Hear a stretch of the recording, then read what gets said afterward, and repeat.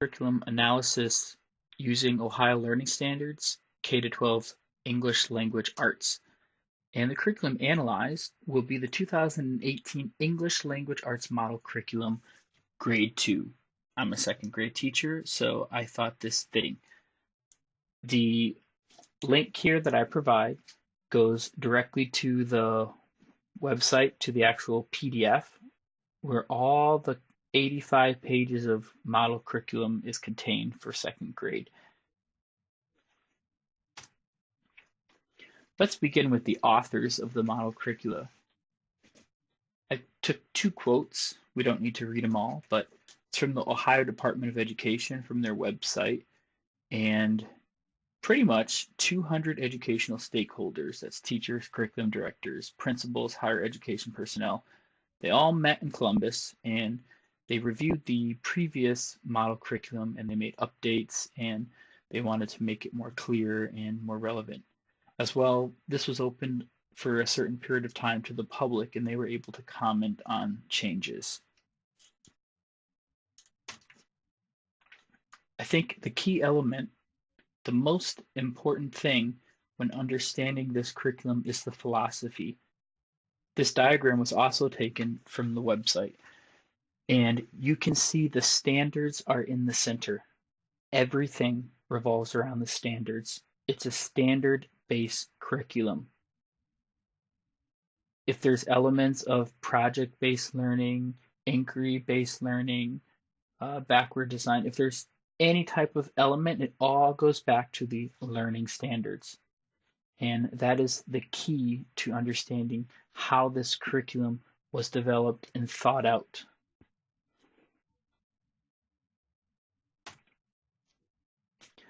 Another foundational element is, I would call it very lock-in. Definitely, I wouldn't call it too much of Rousseau, but you see, what is that big funnel? And this is another diagram that I got off the website. That big funnel, everything goes through the teacher puts it onto the student achievement. And that would also be a philosophical foundation and understanding how these lessons were made. And this will go back later on in the presentation to some of my thoughts and critiques on the curriculum itself. The design is, a lot of it's from the thought of Jean Piaget, I hope I said that right, and Erik Erikson. The students are in very distinct groups. Of course, we have students that with special learning needs, maybe they're a little behind or a little ahead, but there's an expectation of students in a certain developmental stage, and this curriculum is going to help them achieve the next level.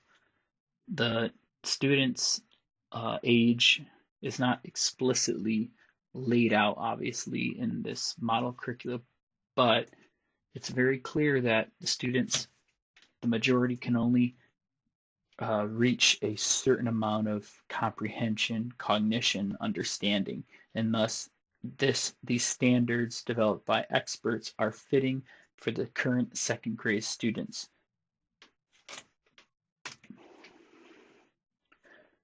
The organization elements.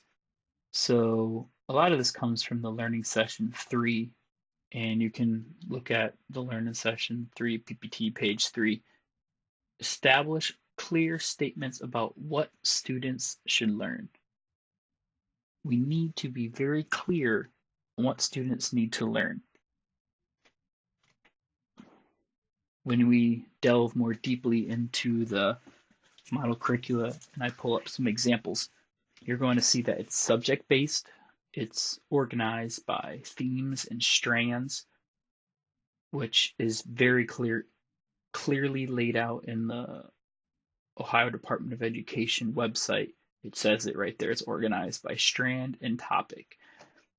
Ralph Tyler, this approach is stemming from the thinking of Ralph Tyler. His quote, he recognized the diversity of school groups and the need for a broader approach for content selection and academic disciplines. So this is how this model curricula is organized. This is an actual copy of the page from the website, so I took a few examples and I put them in this presentation. I think that is the most useful way to see how everything is laid out. Look at the top, it says strand. That is how the model curriculum is organized. It's by strands. It goes through reading, literature, reading, informational text. There's language, all the important strands for second grade. That is the way that the subject has been divided. And then there's different topics within those strands. So key ideas and details would be under reading literature and reading informational text. And then there would be different topics for listening and speaking, for example. The Ohio State standards are proudly displayed at the third row, and you can see this box right here. If we clicked on it in the website, it would lay out even more detailed understandings of the curriculum itself, of the standards themselves. If you look here, it's the first grade expectations, and then it says Ohio State standards, but based off the standards, the third grade expectations are right here. What the students should have before they get into second grade and what they're going to be learning next. The content elaborations are to clarify, support, and extend understanding of the learning standards. So it helps decompress the standards and helps you have a better idea how you should teach those standards. Here we have the instructional strategies, and in my mind I call them activities pretty much, but you have, for example, here the 5 W's, be it reading, detective, cubing, or think dots, color coding, and it gives very detailed instructions and even hyperlinks on where to access these materials.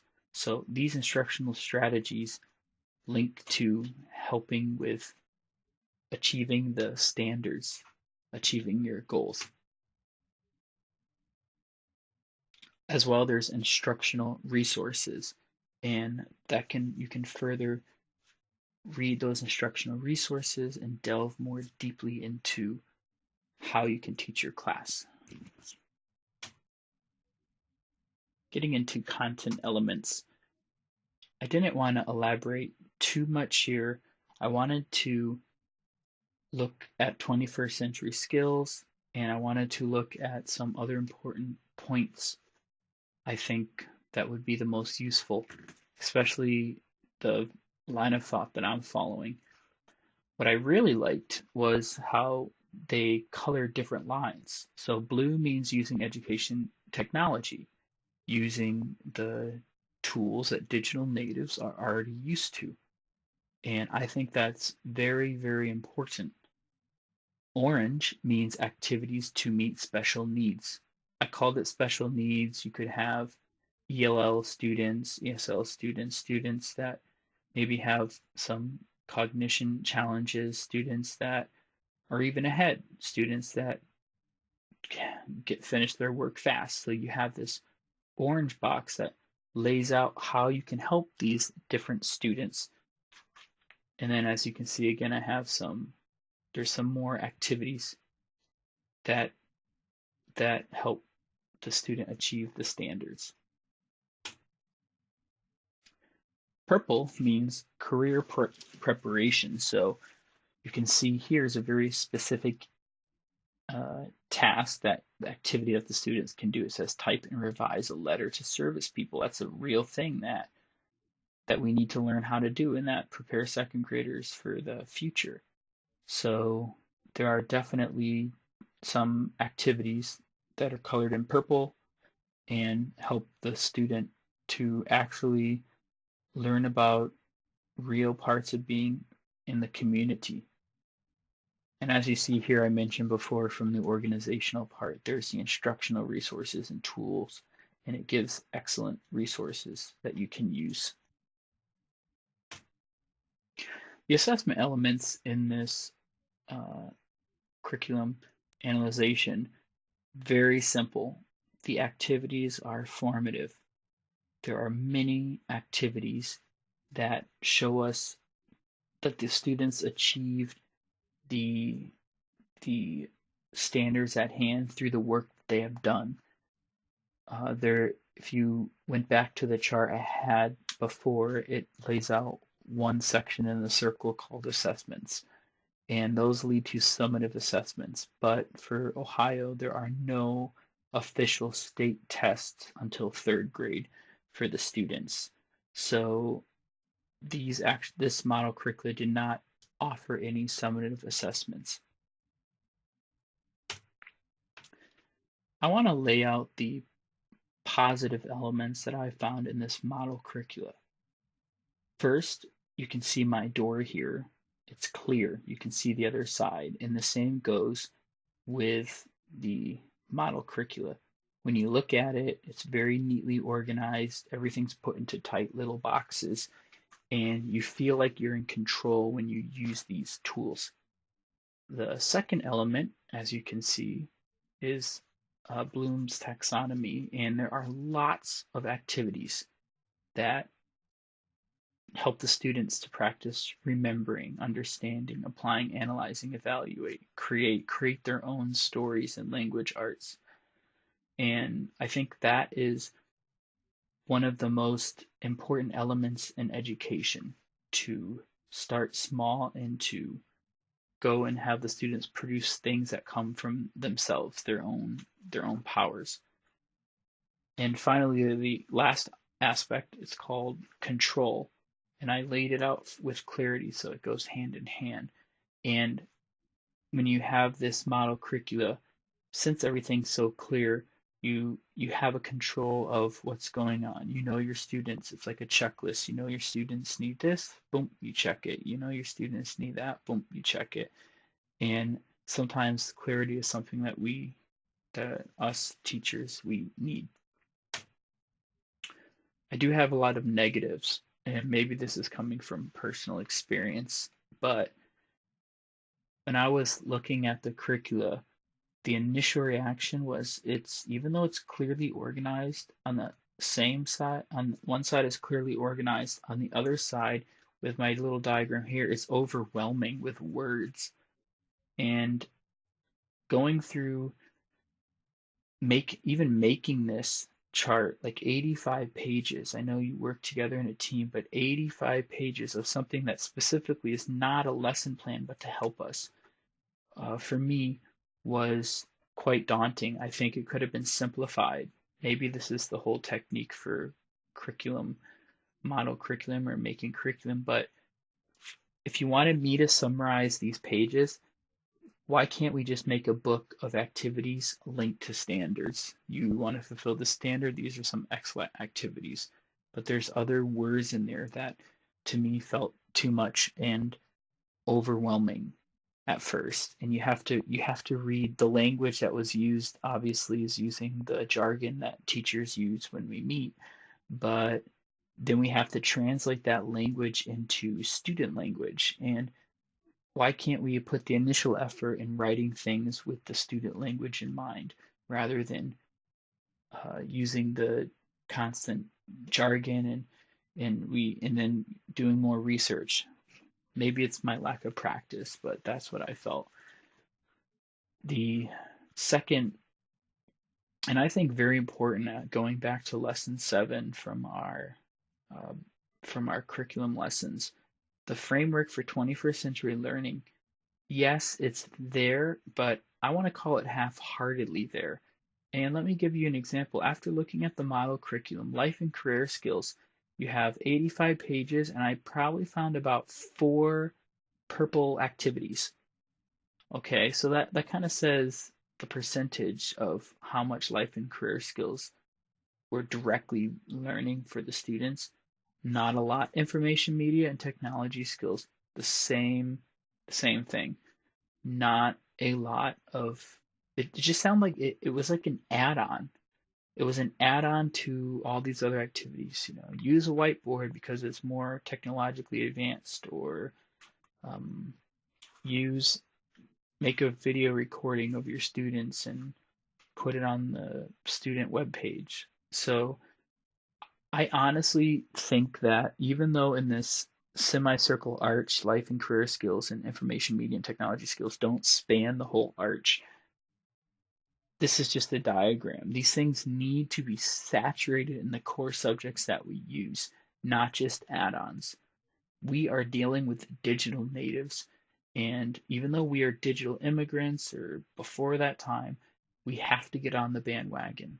And for me, that is something very important, and I wish that there was more attention to that. Finally, even though it's clear, and I mentioned it's overwhelming, and I think there's a lack of 21st century learning to a certain degree, it also felt like just a checklist with the standards, and this probably just comes down to the standard philosophy. And as I mentioned here, overwhelming, standards-based, splattered with different methods of learning. So all the instructional elements, it was just a list of instructions. I looked back and I tried to put them in order according to like Bloom's taxonomy, or spiraling, things getting more complex. And I understood that the first strand dealt with was the reading, and it was literature, and for children using their imagination and being creative. That's definitely a lot more, that's easier than informational texts, and obviously you mix all these things together. But I think that there's just a lot of different methods of learning mixed in the model curricula. It felt like a list of activities with words to justify the list of activities. As I mentioned, we could probably make an amazing ebook or an amazing website with all these activities with actual like links and videos, and just making it very easy, and they're linked to the standards if you want to do it that way. And this is with every model curricula, and the way this is, it was not a lesson plan, but yet a lesson plan to me to a certain degree.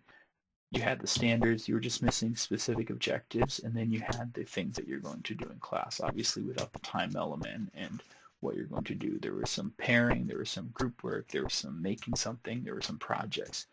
And my question is, why are we doing double the work as teachers? Why do we have to make this document lesson plan documents? Why can't it all be in one cohesive document that can be updated, and an organic document? Now, I really want to talk about the creation that I made, because when I saw that teacher diagram and I saw it so Lockean, just the teacher funnels all this and the student achieves, it made my blood boil. Because if we want to teach our students 21st century learning skills, and we go to PD and we always talk about student-centered, we need to make our diagram student-centered as well. And student achievement is from the student. The student is the one who has the power. And I thought the teacher's job, or the teacher as I didn't want to take away the importance of a teacher, because sometimes the danger when we talk about student-centered is the teacher's just a guide or just an instructor. But to me, the teacher is someone who cares for that student achievement, is surrounding that student, giving them all the attention that they need. And these different aspects found within the model curricula, those are part of the teacher's job and also the student's job. And that goes back to the point I made, where these items need to be worded in such a way that make it easier for students to understand. And the students should know what they learned the year before and what they're going to learn the next year. So I really thought that the model on the left is something that I did not want to apply, and the model on the right would be a better fit for what we're trying to achieve in the 21st century. It is really hard to get away from the old way and go towards a more individualistic learning. But the fact is, with technology and digital media and the powerful tools that we have out there, it is easier than ever to have student-centered learning. And just some simple references, the model curricula for English language arts is found at that link, and a lot of the references I made are from Dr. Mark Furta's PowerPoints, especially lessons 3, 5, and 7. And all the photos I picked are allowed by Creative Commons. I can use them freely. So thank you very much, and I hope you have a very lovely evening. Bye-bye.